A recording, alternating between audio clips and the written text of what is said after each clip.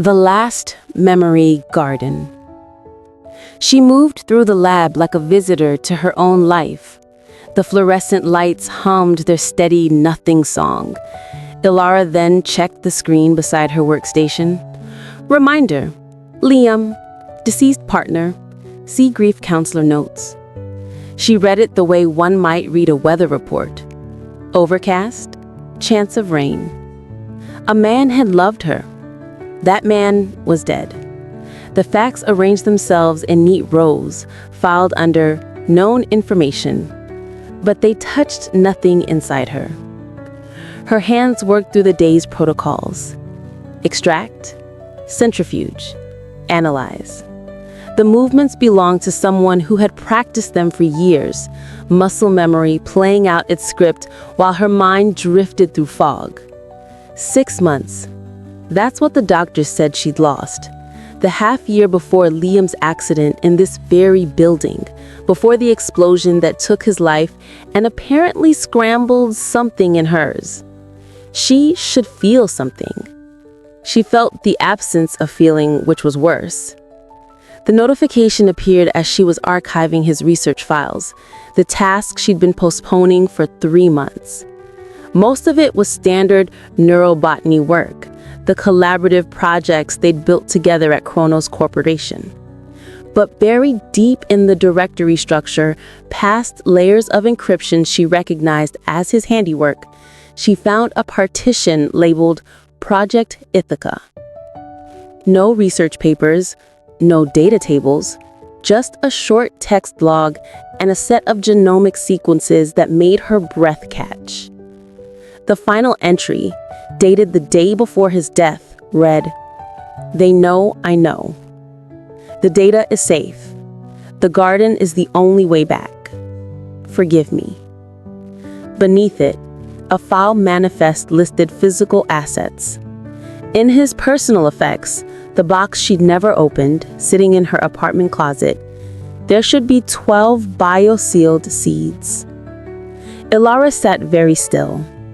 The science part of her brain, the part that still functioned with diamond clarity, recognized the sequence patterns. These were prototypes from their early work on genomic engram archiving. Data encoded into DNA, data translated into living matter. He'd made memory seeds. The question wasn't whether they would work. She knew the theory. She'd helped write it. The question was why he'd done it in secret and what he'd chosen to preserve. She'd left work early for the first time in months.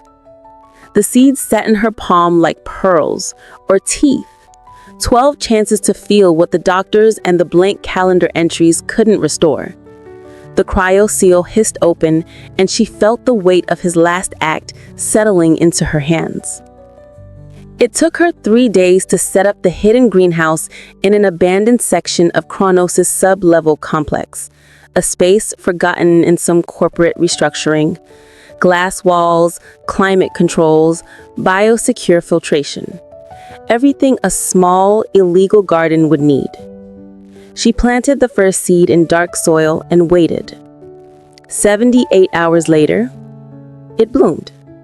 The plant unfurled leaves, veined with light, bioluminescent threads pulsing in theta rhythms. The greenhouse filled with a scent she couldn't name, something between ozone and honey. And when the flower opened, it released a cloud of golden pollen. Elara inhaled.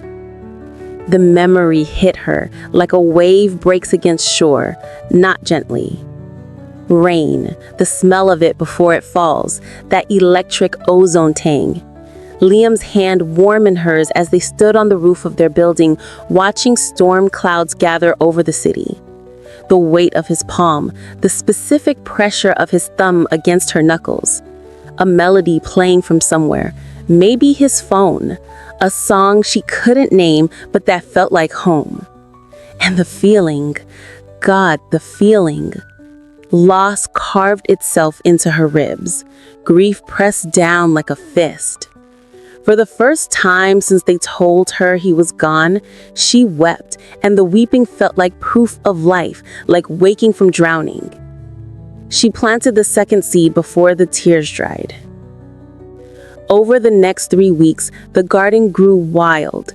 Each plant unlocked a different fragment, a shared laugh over burnt dinner, a quiet argument about whose turn it was to call his mother. A morning where they'd woken tangled together, sunlight cutting through cheap curtains. The memories bloomed in her mind like flowers opening, and she cultivated them with desperate precision, measuring pollen concentrations, timing exposure, chasing every piece of the life she'd forgotten. She stopped attending meetings, stopped answering messages. The garden needed her, and she needed it more. But a scientist's training doesn't dissolve in grief. The inconsistency appeared in the 7th memory, a conversation in their apartment where Liam used a phrase she knew he never said. The words were his, the voice was his, but something in the cadence rang wrong, like a note played slightly flat. She pulled back, examined the plant's genome under magnification. The memory felt real, tasted real, but memory could be manipulated. Data could be corrupted. She'd written papers on false memory implantation, on how the brain reconstructs rather than retrieves. She stopped inhaling the pollen and started analyzing the code. The 8th plant grew twisted, its leaves blackened at the edges, veins pulsing a sickly purple-green. When it bloomed, Elara's training told her to destroy it immediately. Her desperation made her hesitate. The pollen tasted of ash. The memory came in fragments, jagged and sharp. Liam in their lab, not happy, but terrified. His voice raised, not in anger, but in terror. A figure in the shadows, face obscured, but a voice she recognized. Director Kalen from Kronos. Words tumbling over each other, accusations and denials blurring together. And Liam's fear raw and absolute, soaking through her like cold water. They know. They'll come for us. They'll make us forget. The vision shattered. Elara gasped back into her body, pulse hammering. This wasn't a love letter. This was a warning. She worked through the night, writing down the genomic sequences with the tools she'd helped design. What she found made her hands shake. The plants weren't just memory storage. They were data vaults. Liam had embedded fragments of encrypted files throughout the botanical code, security footage, audio recordings, raw data streams. She recognized the technique. It was elegant, brilliant, and absolutely unauthorized. He hadn't saved their relationship. He'd hidden evidence. And the gaps in her memory weren't accidental. Kronos had the technology to edit minds. She'd helped develop the early prototypes, therapeutic tools for PTSD. But the corrupted memory told her what Liam had discovered. Someone had weaponized it. They'd used it on her. One seed remained. Ithaca. The name meant home, the place Odysseus fought 10 years to reach. She planted it with hands that trembled, knowing that Kronos had put her under observation. She knew that whatever truth this final bloom held would destroy the fragile piece of the garden forever. The Ithaca plant grew faster than the others, luminous and urgent. When it bloomed, the memory was complete, unaltered, devastating. She watched herself, her past self, the self she couldn't remember being, sitting across from Kalen in a sterile white room.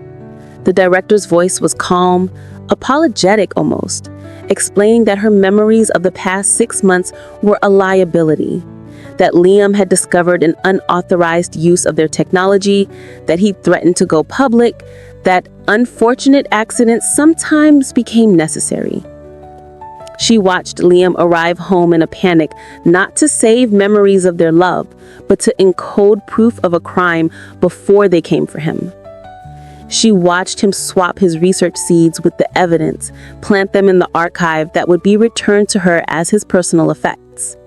She watched the moment he triggered the explosion, not an accident, but a controlled burn, destroying the lab computers and all traceable data while making his own death look unintentional. He'd saved her by making her forget, and he'd given her the only tool that couldn't be remotely erased, the only backup that lived and grew without wires or servers. The memory ended with the sensation of the procedure, her mind emptying like water draining from cupped hands. And Kalen's last words, "You'll thank us for this. The mind heals better when it doesn't remember the wound." When the greenhouse door opened, Elara didn't turn around. "Impressive work," Kalen said, surveying the garden. "Liam always was brilliant. And so were you."